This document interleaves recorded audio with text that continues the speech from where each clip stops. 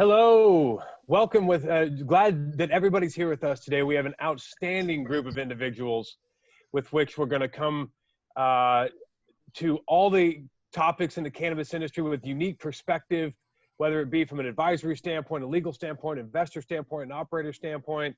I think today you're going to hear some wonderful, wonderful bits of encouragement, probably what we all need right now, but also words of wisdom. This is a time where you come together as a community and strengthen each other collaboratively. It's in the spirit of the plant.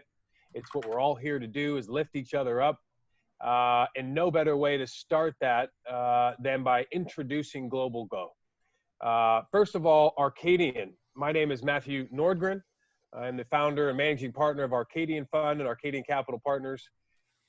We are a growth equity investment firm. We have about 35 companies in cannabis today throughout many countries and multiple funds and a lot of great partners. But the key of it all is collaboration. We work together. We all have very unique perspectives, and we've preached everything Global Go stands for since the first day we looked into this industry, and can't be more encouraged and more thankful to be able to host this today, and all these wonderful people that are part of Global Go. At Arcadian, it's all about an ecosystem to us. It's all about every part, every piece, every moving piece, every person, every thought, every idea is a sum of a whole. And the whole is extremely good. If you're watching this today and you're thinking about this industry, if you've been in as long as Paul Rosen, or if you're brand new, there is only future ahead. I want to encourage you today and tell you, if you look back in 5 years from today, maybe 10 years even, none of the headlines, none of the greatest stories in cannabis have happened yet. They just haven't. I promise you. All the big headlines, all the things that happen, all of the top 10 stories have not happened yet. So that's what you have to work for. That's what we have to build. That's what the future is. The future hasn't even happened. The history hasn't been written. You have an opportunity right now to build an industry the right way. Every other big industry is trying to reverse engineer themselves right now and figure out how to care about females, how to care about minority lives, how to care about the environment. The good news about this industry, the spirit, the energy, everything that's been created within it and built from the beginning is all about what we're about to do. That's what it's about. So let's take this moment. Let's really soak in everything everybody has to say from this panel and throughout the industry. Be a listener. The answers are there. That's actually a really good point about life in general. Just listen. Slow things down a little bit and listen. All the answers you want are there. And there are a lot of good ones there and here today. Let me do the first part of getting this panel kicked off outside myself and an introduction to Global Go, which you're going to hear about a lot today. Please go online, look that up. As we get through the conversation today, down at the bottom of your screen, there's a chat panel. Please open that up and ask questions. We want to engage. We want to speak with you. We want to make this interactive. We are a community, and that's what this effort is for. And to kick that off, we want to introduce Kim Kovacs with ArcView. ArcView is a phenomenal organization. I doubt you don't know about it if you're here, but if you don't, please look it up. Has been there since the beginning. All of us know this. We've invested in I don't know how many companies with ArcView over the years, how many appearances we've been to, Kim. It's really been, you've set the precedence. ArcView has set the precedence with Troy Dayton and things Steve were doing and things that you've been able to do. This organization has been so important to the entire industry for that matter. But today, you know, as running a fund that really looks at growth equity and later stage investments, and a lot of the funds like ours are doing that, Kim, we have a huge responsibility to people starting companies or in the early stages or when they're building a company and seeking information. ArcView is probably more important than it was the day it started. I got to be honest with you today, because there's more businesses. We're bigger than we ever were. We're on the verge of institutionalization at some point. Paul and some of these other panelists will probably be able to tell us a closer idea as to when that's going to happen and how. But as that happens, Kim, what is ArcView bringing to the table today in this new chapter? And we're so thankful for you to be here. I'm going to step aside. Arcadian is a big fan of yours, this community, this team, this Global Go effort. and female empowerment leaders and people who are bringing perspective to this industry. We're so encouraged by your work. Thank you for being here, and thank you for having Arcadian today. Oh, Matt, thank you so much. It's really a pleasure to be here. And, thank you so much for your support over the years. I mean, we could not have done this without any one of you that are on this panel today or, in the audience today. And it really is a community that we are in and building. And I loved what you said about, history is being written right now. And that is that is such a true statement. I mean, we are at this precipice, I feel, that, all of the social justice and social change and, how this industry got started and what we're looking to do and how we want to get there is just more important today than ever. And I stepped into this organization with some really big shoes to fill. I don't think I ever will be able to fill those shoes. And, the dedication of Troy and Steve and everyone, to get to where we are today. So I think it's incumbent on all of us to, appreciate and be thankful for all of that hard work and to not let it slip and not let it go by the sidelines and really now push forth, because I think we have this opportunity right now to do this. And so I also noticed that we're supporting MPP, which we are a big, big supporter of. So I'm personally going to be giving money to MPP after this, and we're going to throw that up in the chat so that you all can, click on that link and donate to MPP, and we can keep these sort of things going. So as I said, thanks again for letting me be here, and we've got this incredible panel, Global Go. Thanks for getting us together today and talking about, the economics of legal cannabis and what, is the current opportunities, but more important is how we're shaping this new normal.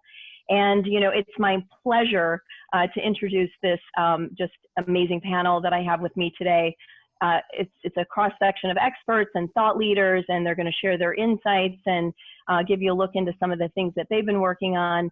And so my first one I'd like to introduce is our distinguished executive chairman of Global Go. He is Paul Rosen, and many of you have known Paul Rosen. I had the pleasure of seeing him at our last event. Paul, I can't wait to get back to live events, but you were truly the best speaker we've ever had on our stage. I mean, it was so engaging and it was just great. But anyway, I appreciate being on this panel with you today. And so just a little bit about Paul. So he's an early pioneer in the globalized cannabis industry. He's is the co-founder of PharmaCann Capital Corp, and he served as its first CEO and president. And under Paul's leadership, PharmaCann Kronos Group acquired ownership interests in a number of initial cannabis licenses awarded in Canada. And he was the third cannabis company to go public in Canada. Congrats on that. Paul sat on the board of Ianthus Capital Holdings, a multi-state operator of cannabis assets in the US, and he's advised over 150 companies in the industry. Next to him, I think it's in the four squares here, is Lincoln Eckhardt, and Lincoln is Managing Director of FTI in the Forensic and Litigation Consulting segment. He's a co-leader in FTI's cannabis practice and specializes in valuation and the measurement of economic damages. And he is uses his experience in valuation, finance, and accounting to provide consulting, analysis, and expert testimony in complex disputes involving breaches of contract damages, shareholder repression claims, employee terminations, all sorts of amazing things. And if you don't know FTI, you need to know FTI. So next to, I'm trying to follow the lines of wherever he is, but Beau Whitney. And Beau, nice to see you. And he joins us, and he is the founder and chief economist of Whitney Economics. And we're going to hear a little bit more from Beau on some of the things that he's been working on. And he's a recognized analytics expert and cannabis economist. And he brings extensive experience and sophistication on every aspect of the supply chain and the vertically integrated cannabis economy.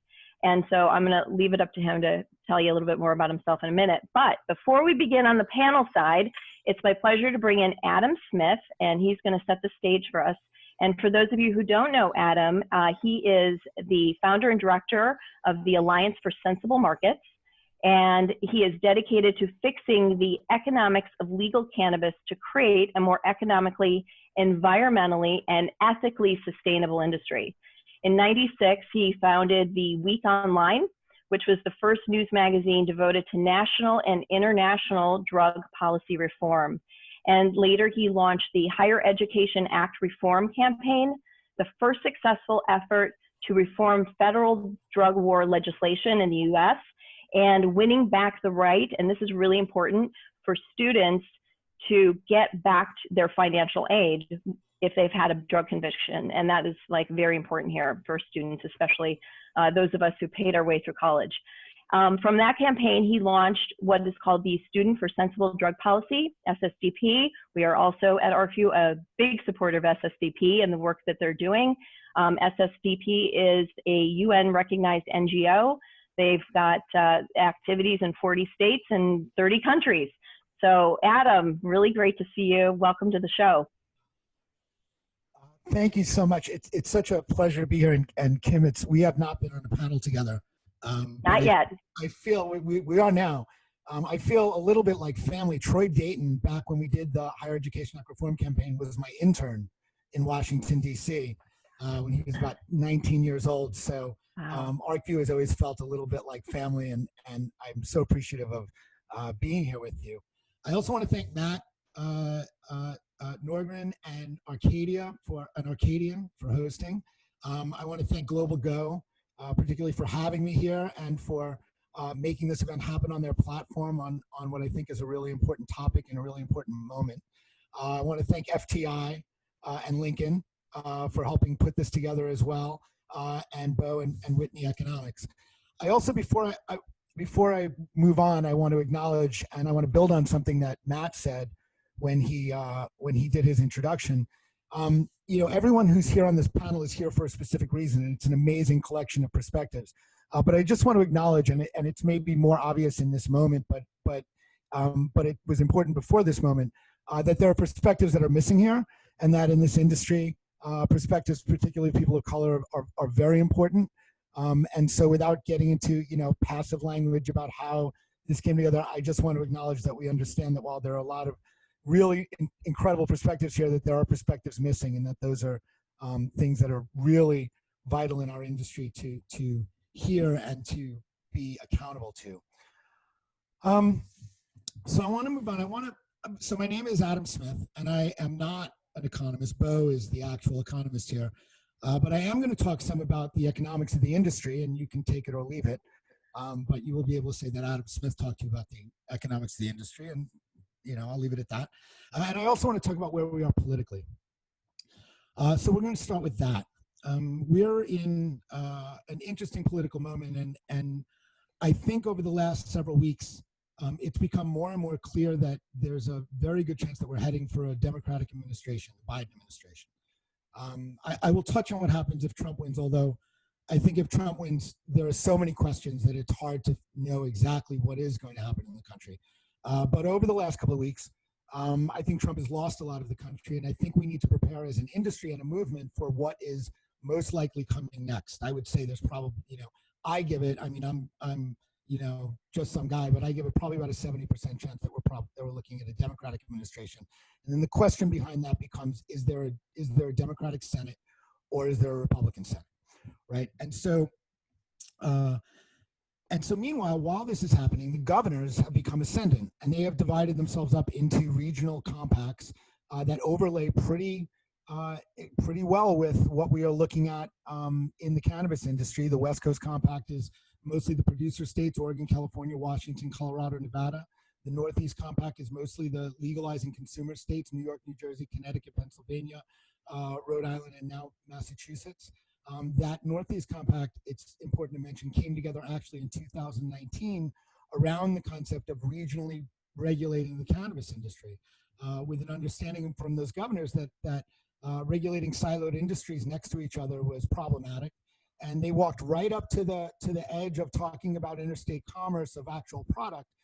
Didn't get there, but they acknowledged a lot of the truths that we know are real, which is that siloed industries create all kinds of inefficiencies and are problematic, and is almost certainly not where the industry is going in the long term. So you have the governors ascendant.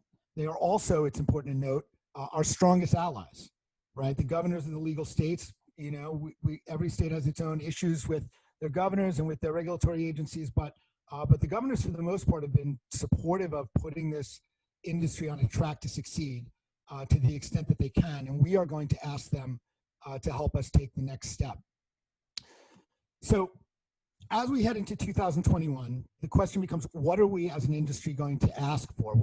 Obviously, we're always sort of looking for federal legalization. That's the holy grail, and I come out of the movement side, and we've been looking for federal legalization for longer than I've been involved, for 40 years.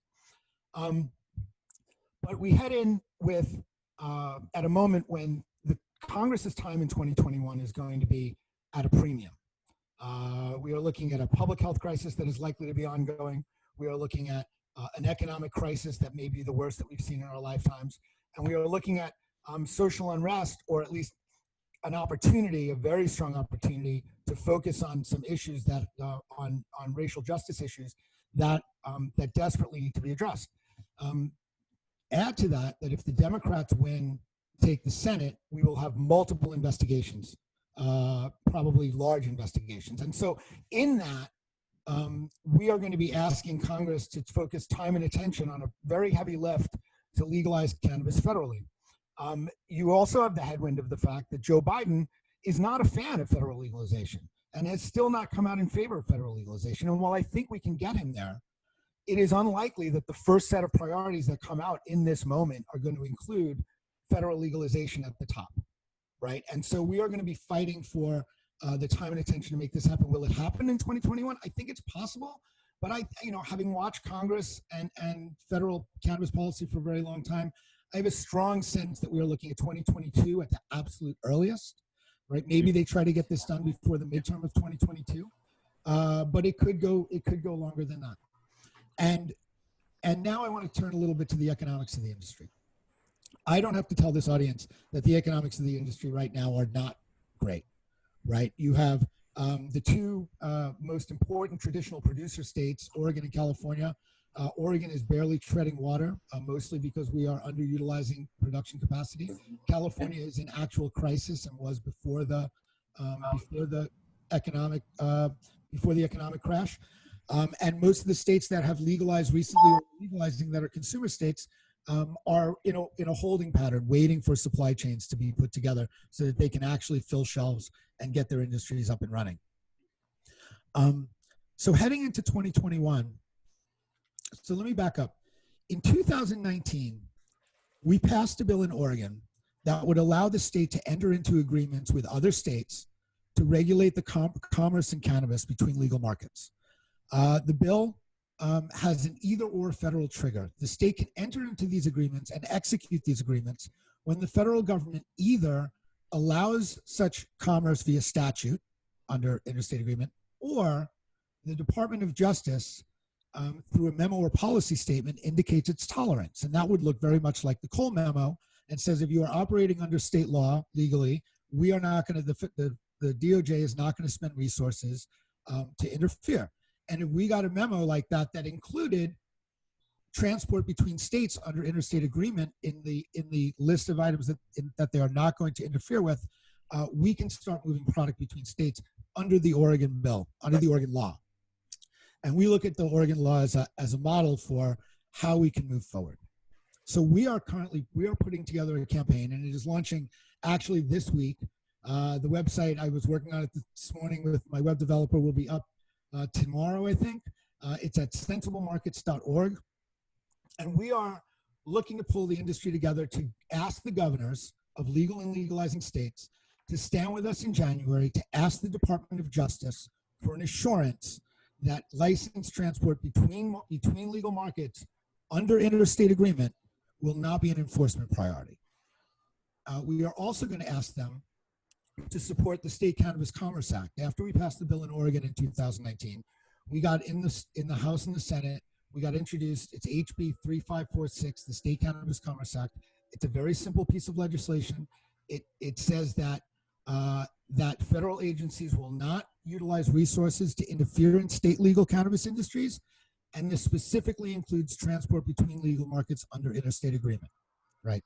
And so whether that language can be passed as a standalone bill or whether that language can be added into whatever bill is moved forward to protect the state industries, we are looking for the governors to stand and support both of these. But the truth is that if the governors go to the Department of Justice if we have a new democratically appointed attorney general under a President Biden who, while he does not love the idea of legalization, has said repeatedly that he will allow the states to do what they think is right. If those governors go to the Department of Justice and ask for an assurance that they will not interfere if the governors decide to move product between states, the governors are going to get it. And so we believe that we can get an assurance that interstate commerce can happen as early as late January or February 2021, preparing the industry and the governors to actually move product between producer and consumer states before the end of 2021. And I'm going to wrap up here because there's so many people that need to, that I want to bring into this conversation, and I know Kim does. But the timing is important, because if we get some assurance early in the year that we can do this, the industry will be able to, particularly the outdoor growers, will be able to ramp up to create supply.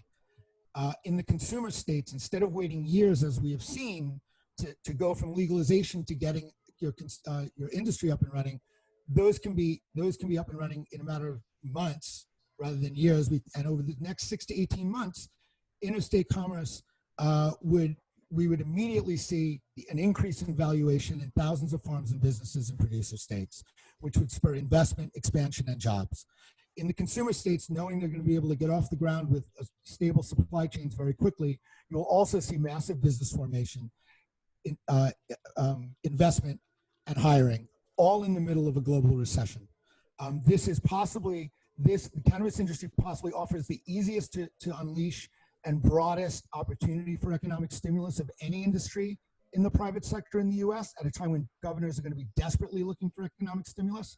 And all we need is a little policy support to make it happen. I'm going to stop here, and I'm going to hand this back to Kim, and I'm really excited about the panel. Thank you so much, Adam. Oh my gosh, we've got a ton of questions for you coming in already. So I just want to kind of set the stage for everybody. So we're going to be taking Q&A after the panel has a chance to, give you a little bit more to ask questions about. And so there's a Q&A button at the bottom of your screen. So please post your questions for the panelists there so that we can kind of keep them in order and we can answer them, and then they go off that list as opposed to the chat on the side. You're welcome to leave comments on the chat side, but we're going to take questions in the Q&A. And before we kick this off, I'm going to bring back Beau here. So he's been doing some really interesting research just in the last, couple of months and so forth about the industry and the impacts of COVID and everything. So I'd like to bring him on. He's going to share a little bit about his recent findings, and then we're going to jump right into the panel. Hi, Beau. Hi, thank you. It's really an honor to be a participant on such a distinguished panel, and I appreciate the time to share my views on this. And just to reflect what Adam is saying, the timing of this proposal could not be better. It's due to some sets of unfortunate circumstances, but there is an economic argument to state that this would definitely benefit not only the industry as a whole, but states and those that have been displaced by COVID-19. In a recent analysis, we looked at Whitney Economics, we looked at the demographics of the consumer that consumes cannabis, and the consumer base is actually not as impacted by COVID as the employment base, as the labor base. And so, but the largest impact has been people of color in communities. And so as a result, by enabling a quick deployment of a regulatory structure that these proposals would have, you actually get people working quickly and people that have been displaced. And so it's a job creator. Now, we've estimated that currently there's roughly 425,000 to 450,000 jobs associated with the legal industry, but by expanding this, you have more jobs available. The total potential in the market's about 1.5 to 1.175 million jobs. But just by enabling the quick deployment of these programs, you get people working quickly, and you get a better tax base. Now, states right now, and I participate on the Oregon Governor's Council of Economic Advisors, and what we're grappling with here in Oregon, like other states are, is that because of the shutdowns, the shelter-in-place policies and the like, there hasn't been a whole lot of economic activity. And so states are starving for tax revenues. By deploying an interstate program where you allow for the free flow of commerce, you get people working and you get taxes being paid again. And so this is very much enticing the governors of these various states to look at this policy much closer. And it's also easier to deploy from an economic perspective. It's less expensive to deploy because you don't have a siloed program in each state. You allow the competitive advantages of Oregon and cultivators in Oregon, California, and elsewhere to utilize their skills and support other markets. And by doing this, you can really simplify the regulatory structure, which once again enables the quick deployment. Now, there's a lot more economic fits to this, which I can go into it at a little bit later. But I wanted to hand it back to Kim just to, give some of the panelists additional time. Fantastic. Thanks so much. So what we're going to do is we're going to kind of break it into a couple of sections today for you guys. So we're going to talk a little bit about sort of these things that we're talking about now and the impacts of COVID and regulatory potential changes. I'm going to cross my fingers on that one, and how it relates to investors specifically and the industry. And then we want to talk a little bit about the states and then also about federal legalization and some other thoughts about that. So Paul, why don't we kick it off with you, and let's talk a little bit about that sort of investor impact. And you came on our stage, as I mentioned before, and you had, sort of 15 really cool, things to look for in 2020. I think it was 15. You might have gone to 12 or 17, but it was things to look for 2020. And I'm sure all of those aren't really relevant anymore. So why don't you share with us about, is cannabis really recession proof? Yeah, first of all, thanks to everybody for showing up and participating. Adam and Beau, those were great comments. Matt, thank you so much. And Kim, as always, it's a pleasure to be on a panel with you. Yes, I think that cannabis stocks or the cannabis industry is certainly recession resilient, if not outright recession proof. And we can start with sort of the obvious observation that this is, if we are in a recession, this is the cannabis industry's first recession.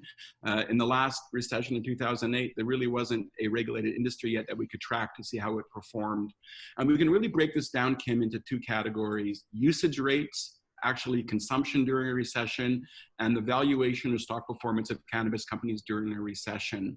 And if we start with consumption patterns, we can see that the early data is very favorable. Adult use marijuana sales have shown real resiliency in the month of May, despite the economic turbulence around the pandemic.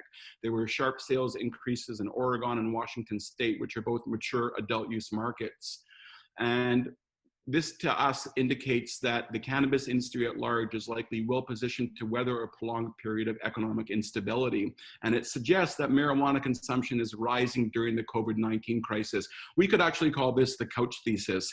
The stock market crashes, unemployment rate increases, couch time increases, and marijuana use increases. It probably would not surprise most people if there was indeed a positive correlation between unemployment rates and marijuana consumption.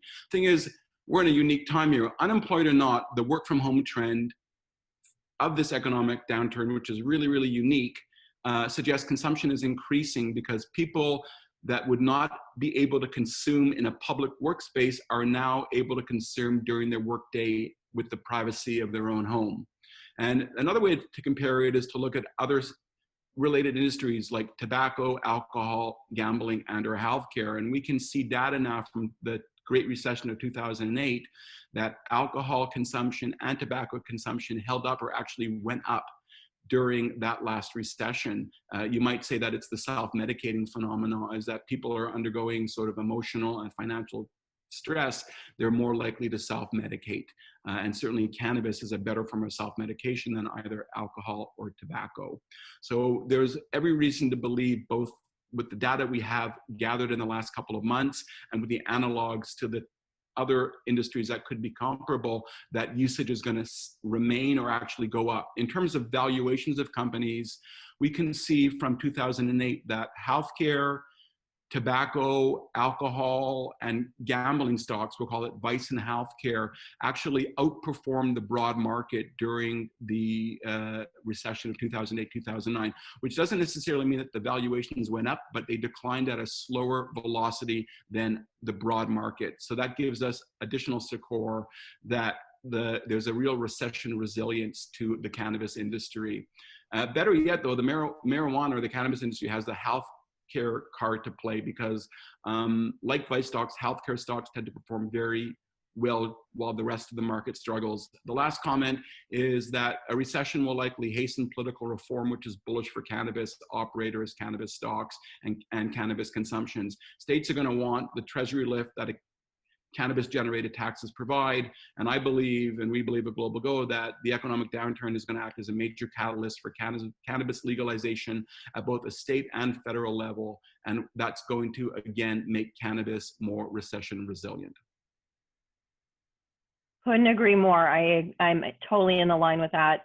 And, you know, I'm a data junkie. So for anybody who knows me, and if the data is showing these trends, to me, that's a good investor opportunity, you know, to kind of go where the data is. So Lincoln, I mean, you work with companies and, you know, some of them may not be doing so hot right now. So how are these kinds of things happening and impacting, you know, both valuations and sort of cost of capital? Yeah, thanks, Kim. And you know, it's a real pleasure to be here. I've spent a fair amount of time over the past few months talking with Adam and Paul and Beau and about this plan that Adam's promoting, his organization's putting forth. And I think there's a lot of logic to it. It makes a lot of sense. It would have a tremendous impact on the industry. And I'll speak a little bit about that, but I just want to let all of you know I cherish being part of this panel, and it's been great getting to know all of you. But you know, Kim, to your point, you know, there are many cannabis companies that are struggling and they're facing a very, very challenging environment. You know, even prior to COVID-19, many operators are struggling due to the siloed nature of the U.S. cannabis market. So remember, when we talk about the U.S. cannabis market, we're not talking about one market. We're talking about essentially 33 or more different marketplaces. They have a very siloed structure. You know, there's a very burdensome regulatory structure and framework. There's been a real tightening in the capital markets, and there's a very punitive tax policy that impacts cannabis operators significantly related to 280E. So there's been a number of challenges that these cannabis companies have to deal with. And when we look at valuations in the space, you know, the American Cannabis Operator Index is down 75–80% between April 19 and early March 2020. So even prior to COVID, you had almost an 80% decline in the valuations of US-based cannabis operators. And I think there's a number of reasons for that decline. And a lot of it has to do with the issues that Adam talked about earlier and what his plan is trying to accomplish. You know, valuations really are the result of two primary inputs: prospective economic benefits and the cost of capital, right? So economic benefit, cost of capital, those two inputs really drive a valuation.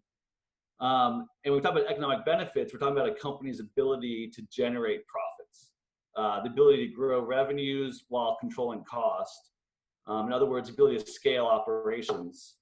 And we're talking about supply chain optimization, talking about regulatory costs, tax policy. All of these factors impact the company's ability to generate economic profits.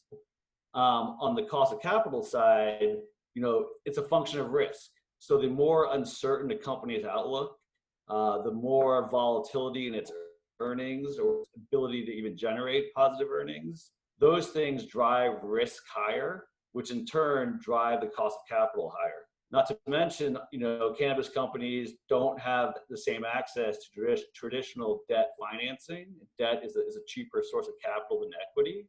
So you have cannabis companies having to rely heavily on equity form of capital. And that capital is very expensive because of the economic issues that cause operators to really struggle in the industry due to the things, you know, we're discussing here today.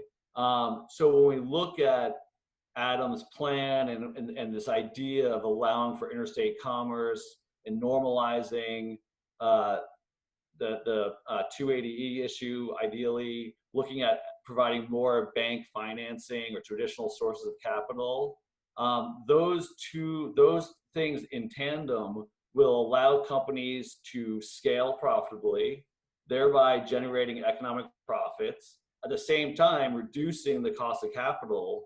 And those two factors aligned promote a much higher valuation. It's really kind of math, right? I mean, greater economic benefits, lower cost of capital, higher value. So I think the things that Adam's promoting and we're talking about today really could mitigate the structural issues in the industry that caused the 75 to 80% decline in valuations over the past year and a half. That's great. Yeah. Back to you. Yeah. Well, and I was going to say, I mean, we're kind of setting the stage here and talking about, sort of what these impacts are for investors and companies right now, and then we'll certainly get into the states in just a second. But does anybody else have any comments or anything they want to share sort of around what this current market is doing right now and how this is sort of impacting these valuations and opportunities? Beau, Adam, open it up to you guys. Go ahead, Beau. Yeah, sure. So, one thing that this, what this current structure, this siloed structure does is it forces a state to do cultivation, processing, distribution, the whole gamut. Mm-hmm. And by investing in that, a lot of the investment initially comes from your 401k, your friends and family and the like. And by forcing these siloed structures, you're really putting those initial entrepreneurs at risk of losing their personal wealth by ultimately deploying a federal program. So rather than put those individuals at risk of losing what Whitney Economics estimates to be $75 to $100 billion on a national basis of personal wealth, just in the cultivation and processing side alone, you actually are protecting the investors by deploying this program. And so that's a huge economic benefit, because if you take $75 to $100 billion out of the economy through full federal legalization, by insisting on these siloed structures, then you're really doing more harm than good. Yeah, great point. Great point. Well, let's talk about the states, because I do think this is really an interesting area, and the governors, right, and talk about the different things that they're trying to do locally within their own economies. And Governor Newsom in California just mentioned over the weekend, basically, or early last week, that he's diverting more of the police dollars and that budget to the BCC, so the Bureau of Cannabis Control, so that we can maybe switch a little bit about where the economies are. So, we came out with a BDS ArcView market research report just recently, and I think there's $9 billion still in the illicit market and $3 billion in the legal market in California. So obviously there's some change that needs to happen here, and it needs to happen, we think, now. So let's talk about the states. And so, Adam, you're pushing on this and, driving sort of the state change. And, so how is that going to impact both what we're doing now and these near-term opportunities? And how does that affect, sort of the federal stuff later on? Well, I want to make clear, just because I glanced at a couple of questions that came in, that we're not just talking about being able to move cannabis between contiguous states, that we're talking about being able to move cannabis between any states that enter into an interstate agreement, right? And to answer the follow-up question that hasn't been asked yet, obviously our mission is that we need federal permission or acquiescence, and if we get that, the transport question becomes a lot easier, because then you can move it by train, which is federally regulated, by air, which is a little more complicated. But if we get down to the point where the feds say okay and the governors say we want to do it, we're pretty confident that transportation issue can be worked out. In terms of the governors, I mean, we are not looking to slow down the move I mean, Oregon did the same thing, is doing the same thing that California announced they're going to do. They're going to take some of the tax money that's been going into law enforcement and cycle it back into communities and potentially into cannabis regulation. And I think that what we are doing is we are trying to open up pathways for markets to normalize, right? And that doesn't stop the fact that we need federal legalization. And that doesn't address the fact that every state's got its own political and regulatory issues, right? California's got an issue with getting retail licensed and bringing them into the legal market. Oregon's got an issue with the fact that they decided to go with unlimited licenses and make them inexpensive. And now we have production capacity that, still isn't the production capacity we've always had in terms of illicit market, but is too much production capacity for a state of 4 million people where half the people get their weed for free mostly, right? And so, but if we look at, and again, if we look at the East Coast states, you have governors that are desperately going to be looking for any place that they can put their finger on the scale to promote economic activity, investment, expansion, jobs. And we are, ready to do this. And so this doesn't obviate the need to push federally for legalization. Clearly, banking and 280E are part of that, are part of what we need to do to normalize this industry. But we see a path forward that we can open up the possibility for states that want to participate for interstate commerce. And, markets exist to efficiently move goods from where they're best produced to where there's greatest demand. And in trying to, legal cannabis has existed with one foot in federal prohibition and one foot in state regulation. And to bridge that chasm, we have violated the laws of supply and demand, right? But the truth is that while the prohibition laws we can get around easily and have for 100 years, the laws of supply and demand are inviolable, right? And because we have operated against those, we have an industry that is not filling its potential, and in fact has been economically really problematic, for an industry that should be explosive. Hey, so Beau, I'm going to tap you next. You're the economist. So what does this mean for the economy if this is all opened up? Well, actually, just to piggyback a little bit on Adam's comments, roughly 80% of the market right now is supported by cultivation through the illicit channels, right? So by enabling these individuals to transition into the legal environment and bringing their expertise and their supply with them, it actually drives down the cost of production. And by driving down the cost of production, then you also can sell those products for less of a price. And consumers right now are extremely price sensitive. And so when you have the choice between a cheaper illicit market and the more expensive legal market, then they're generally staying in the illicit market. You're seeing this a lot in California. So by reducing the gap, by reducing your cost of production and making the supply chain more efficient, what you're doing is you're closing that gap between the illicit and legal market, and it leads to more legal participation by consumers. What does this mean? Economically, it means that you're doing more job creation, more taxes, not only taxes on the excise tax on cannabis sales, but you're also getting taxes associated with business taxes and the like. All of this is going into the state and federal coffers. And so there's this huge benefit to allow for this free flow of interstate trade, because it brings more people into the market. So just because you have lower prices doesn't mean you have less tax revenue, because that tax revenue is more than made up by greater participation. Yeah, but all this sounds great, but we've spent a lot of money funding like MSOs on valuations where they've had, these limited licenses and limited distribution. And so Lincoln, how is this going to impact their valuations of these MSOs if this gets all opened up? Well, I think in many respects, it'd be a game changer, right? When I talk to friends of mine outside the industry, and they sort of look at me in amazement when I tell them that most of these companies selling weed aren't making any money. The traditional thought is it's probably got to be one of the easiest things in the world to sell. You have an unlimited demand for it almost. How can you not make money? And I explained to them, well, these companies, due to all the things we've talked about, the sort of the absurd structure of the economics of these companies, because of these 33 individual markets, we can't optimize supply chains. You can't, you know, as Adam said, grow it where it grows most cheaply and sell it to where you have the highest demand. All those normal economics and normal industries don't apply to cannabis because of the siloed nature of our markets, the regulatory costs, the tax issues we've discussed.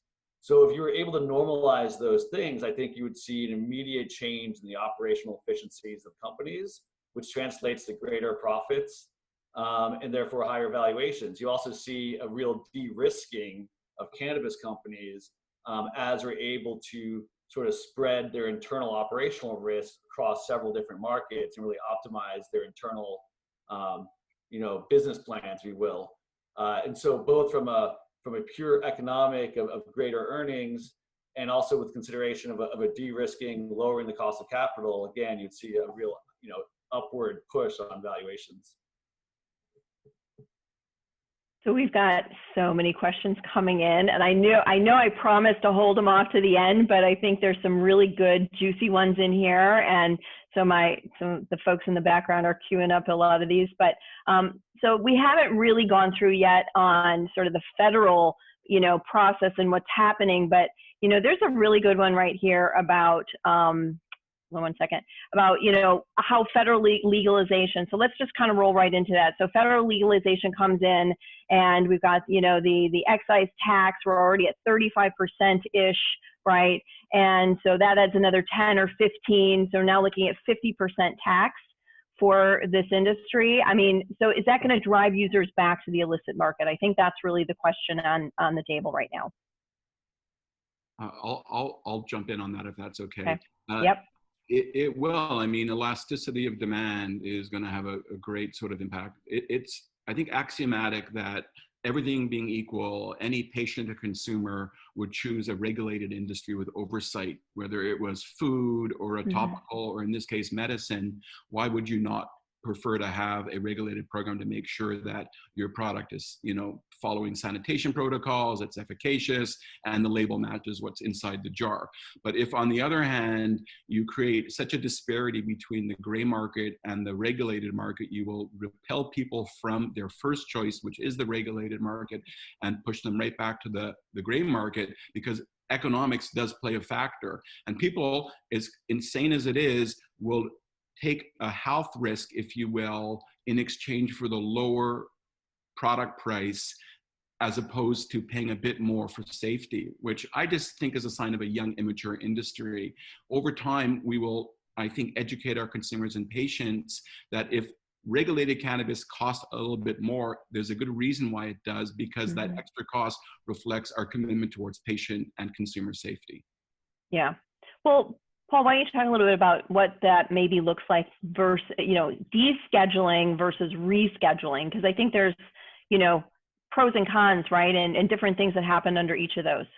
Yeah, this is a hot button topic right now. So just to remind everybody, right now, cannabis is a Schedule I substance, and Schedule I drugs or substances or chemicals are defined as drugs with no currently accepted medical use and a high potential for abuse.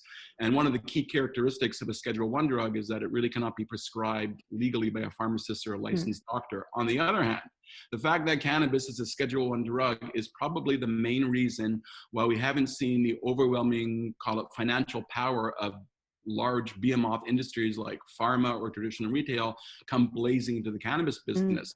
The Schedule I status means they won't touch it, and they really don't want anything to do with it.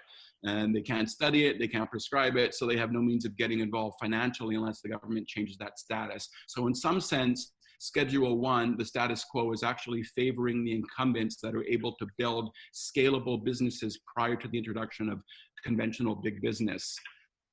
Ideally, the FDA would just deschedule cannabis, in my opinion, like alcohol or tobacco, but or maybe reschedule it to a Schedule III or lower, which means low probability of abuse. But given the DEA's history, Kim, I don't think either of those options are probable. I think if the DEA does move forward, chances are it will proceed cautiously and move cannabis to Schedule II. And just for our audience, Schedule II drugs are considered dangerous and having a high potential for abuse, but they do have some efficacy, like OxyContin would be a classic Schedule II drug. Dangerous with medicinal value. If the DEA changes cannabis to Schedule II, It would open the door to federal government recognizing marijuana as medicine, but let's be clear, it wouldn't legalize medical marijuana in all 50 states immediately. The little rub here is that rescheduling to Schedule II does not automatically create an FDA-approved marijuana pharmaceutical. And the worry is that this administrative change will make marijuana pharmaceuticals legal and thus require all products to be removed from the market until FDA approval is granted. And of course, clinical drug testing and FDA approval often take years and hundreds of millions of dollars in research, something cannabis businesses can't afford. So in some sense, I would argue that the status quo is not entirely unpleasant, even though it creates some uncertainty for investors.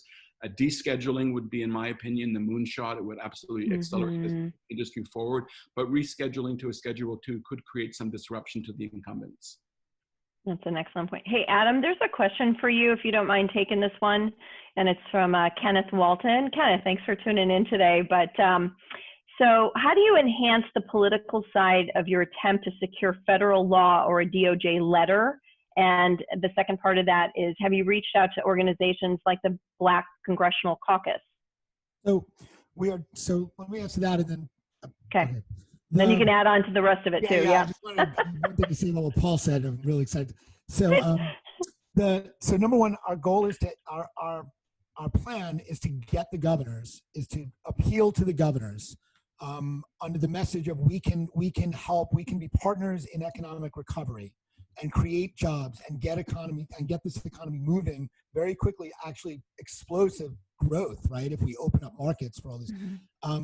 And so the path forward is to have the governor standing with us to ask a new attorney general for this permission and to ask Congress to allow them, because it's a state-specific request. They're not asking them to legalize cannabis all over. They're saying, allow us as a legal market to be able to bring cannabis in so we can get our economy moving, right? And so that is the, I think is the political pathway to get the federal permission.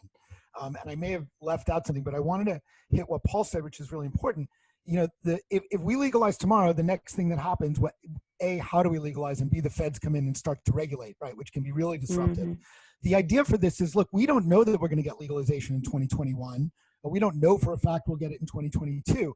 But getting the states and their regulatory agencies who are already hip deep in this issue, who already understand how to regulate, cannabis and have a real interest in getting the economies moving, come together under interstate agreement to allow cannabis to move from state to state. You do not get federal tax because the feds have not legalized, right? So you don't get the federal tax added on, and you start to get a regulatory framework that states can buy into, right? That can become the model that the feds can then later adopt if the industry is actually running under under this regulation, right? And so I think that there's this interim step before legalization of getting the states that have an interest in its success to build the regulatory framework, right? And the regulatory framework doesn't have to be that complicated. We're not negotiating peace at Malta, right? I mean, New York can say, okay, for the first year, we will accept Oregon's testing or California's testing or Colorado's testing. It's all been vetted.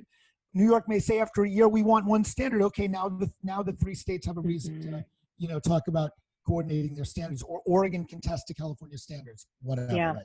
So anyway, I wanted to touch on all of those. I hope I answered Mr. Walton's question. Well, if we didn't, we'll get back to it again at another time. But we've got another one here. So Lincoln. So Ron Shapira asked this morning kind of a question on this excise tax idea. And have we done any sort of analysis on how that impacts in the difference between removing the 280E and if there is in sort of this federal excise, and does it counterbalance? And then again, would companies pass it on to consumers, right? Yeah, I mean, that's not an analysis I've necessarily done, but I think, and this ties into comments from Paul and Adam, and I hope this addresses the question. But by right sizing the economics to the industry, you're going to create much more. You're going to create a larger base of payments to the regulators and to the taxing authorities, right? So you actually could limit the amount of people moving to the gray market, the illicit market, staying with the legalized, regulated market by right-sizing the economics. I mean, it's sort of everyone wins, right? The consumer wins, the operator wins, the regulators win, because you've just improved the economics so drastically that there's much larger pie to satisfy all the different stakeholders. And so in many ways, I think you could have less cost to the consumer by lowering the regulatory costs that these companies have to sort of pass through to the consumer by right-sizing the economics. And so when you look at it from an economic perspective, I really, and I've looked at Adam's plan, we've talked quite a bit about it, and I mean, it's just sort of, I think everyone benefits, and it would help foster, which is often the case when you look at economics, if you have them be right-sized or normalized, it actually will serve to drive more people to the regulated marketplace and away from the illicit marketplace. And I think that's a key thing that needs to be stressed by this plan. So just to add to that, some of the analysis I put together a few years ago talked about the impact that 280E reform would have. And essentially, cannabis businesses are paying about $6 billion a year more in taxes just as a result of 280E, right? And so this was presented to early on in the Trump administration to a health policy advisor. And their comment back was, why would I give up $6 billion in taxes to do this reform? But what they didn't realize is that by getting greater participation, by having healthier businesses, they'll put that money to work by hiring more people, expanding the market, doing much more economic development. And so it's actually that reform and that $6 billion give is just a drop in the bucket in terms of the actual benefits that would be gleaned from 280E reform. So, you know, we've got a little bit of a challenge that's been thrown out from Andrew D'Angelo. Hi, Andrew. Good to see you. Good to have you on this call today. But you know, he said that we've been working at this for years. You know, trying to, you know, demonstrate to regulators, especially in Sacramento, the economic benefits versus the tax versus regulation and things like that. What do we think it's going to take to get there? Do we need to really have like a solid platform, let's say, of, you know, lobbying efforts or what? I mean, what is this going to take to get them over this and let them believe that this is real? I'll let Adam answer this. I think this is sort of right, but what I would say is potentially, and I don't mean this to sound flippant at all, but an economic collapse, right? I mean, sometimes it takes some sort of black swan event to really open people's eyes to what the opportunities are. And during good times, people often aren't willing to take radical steps. When their hands are forced and their states facing economic calamity, they'll look at things differently. So it may just be COVID-19 and the structural economic changes that was what was needed. That's a great point. Anybody else on that one? I think that not to be a cynic, but I think that big business is aggressively lobbying the federal government to impede the development of our industry because it's so disruptive, whether you're big pharma, big alcohol, big tobacco. This is a real disruption. And one way to hold the industry back is to maintain this absurd concept of 280E where you can't deduct legitimate business expenses that any other business can deduct. So in some ways, we almost have to let, excuse the analogy, the wolf into the hen house to get them to participate in this huge economy rather than try to deter it. And they're deterring it using their lobbying efforts, and those lobbying efforts are keeping the absurdity of 280E vivified. So before we bring Matt back on and kind of give us a little bit of a closing, and I apologize to those who've been writing these amazing questions. We have this thing called the ArcView Lounge, the LinkedIn Lounge. And so I'm going to pop in there later today and maybe try to answer some of these. And I'd invite you guys to do the same. But there's some really great questions here. So maybe we can get everybody to post over there too. So before we jump in, I just want to throw it out for all the panelists. So give us your predictions on this election year. What do you think is going to happen? I'm a Canadian, so I should go first, of course. I love it. That's awesome. I might become a Canadian, so yeah, make room. We will welcome you. There's no wall. There's no border wall between our countries. You know, I'll just say, first of all, that there's an opportunity possibly that there could be an October surprise where Trump does something very Trumpian and sort of keystrokes descheduling cannabis. It makes sense to me. There's a real political gain to be had here. This is probably the least divisive issue between left and right, blue and red, middle of the state, the coasts. I always used to make this joke that one thing we learned when we were like in, you know, nursery and kindergarten was that when you mix red and blue, you get green. So that's really what I think when you bring the Republicans and the Democrats together, they see it through the same green filter. And it in a too close to call election, that really actually creates some momentum on both sides of the aisle. So regardless, I am hoping that Trump decides as a Hail Mary late in the election to really advance the cause for deschedulization, which would put pressure on both political parties to speed this up. I am hopeful that, I won't comment because it's not my country, but under whether it's Biden and the Democrats or whether it's Trump and the Republicans, this is not a partisan issue anymore. This is an issue in the best interest of America. And if America right now is suffering economic distress, health distress, and a social justice distress, well, I got news for you. Cannabis doesn't solve, but addresses all three problems. So I see that both political parties should look at this as a winning issue to embrace, to try to push them over the hump at a close election. Awesome. All right, anybody up next? Yeah, I mean, I think we've had our October surprise, so to speak. I think, 2 months ago, I would have said that I think Trump, given the economy, will be hard to unseat. I think that's changed. I think the majority of the country supports what's happening socially now with Black Lives Matter. I think a lot of people in this country obviously are suffering economically. There's a lot of fear. I think Trump's lost the country, and I think that Biden may not be the strongest candidate on the left or in the Democrats, but I think he'll win. So yeah, I'll jump in. So typically, my firm doesn't comment too much on politics, but what I would like to say is that a lot of politics is local, and this industry is global, and there's a lot of global activities that is putting pressure on the U.S. political system for reform. And by look at what's going on in Mexico and in the EU, in Africa, in Asia, there's a lot of pro-cannabis reform that's going on, and it's putting pressure, economic pressure, on the powers that be, both at the federal level and at the state level. And so although that this is, a local issue, local politics and the like, there is a case to be made that the global pressures could be, part of the tipping point in this social and economic reform. Yeah, for sure. Adam, how about just a minute, and then Matt, come on back over and join us. Excellent. Well, I already gave my my political prediction. I will say that if Trump doesn't throw a Hail Mary before the election, if he wins re-election, it almost certainly means you still have a Republican Senate. And so the idea of pushing for something that will allow free trade and states' rights versus trying to get a very complex and heavy lift federal legalization bill out of a Republican Senate, maybe an easier lift. The last thing I will say is I know there are a lot of questions.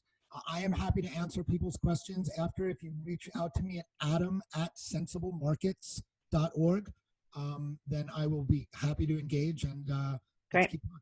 We'll post that in the chat too for you. Thanks. All right, Matt, take us home. Thanks, everybody. Really appreciate the time today. Kim, I think Matt had to pull off. Did he have to jump out? All right. So Simone actually asked me to do closing remarks. So I'm not anywhere near as handsome as Matt. Let's just give that up right now, but I will do my best to be a proxy. Well, this has been, for me, both as a participant and as a listener, one of the most fascinating and sort of like intellectually dense, in a good way, panels I've been on. I've learned a lot. I hope our audience has as well. I really want to thank Matt, our host, and Kim, our incredible moderator, for their valuable insight, and all of our amazing panelists, Adam, Lincoln, and Beau, incredible commentary. And I would be remiss if I didn't thank our sponsors that made today possible. That's the law firm Zuber, Lawler, and Del Duca. Of course, the Marijuana Policy Project. There's a link to support. Please support MPP, everybody. This is the two most important causes in cannabis are LPP and MPP. LPP is Last Prisoners Project. MPP is Marijuana Policy Project. So please try to support both. But today in particular, please support the Marijuana Policy Project. I also want to thank FDI Consulting, CFN Media, and Cannabis, our other sponsors, for helping make today available. Grateful to everyone for their attendance and their enthusiasm. I'm also available. My email is paulrosen44@gmail.com. I have an open door, open window policy. Anyone that has any comments or wants to talk about anything that we discussed or anything else offline, feel free to reach out. I'm sure I will reply. Thank you so much.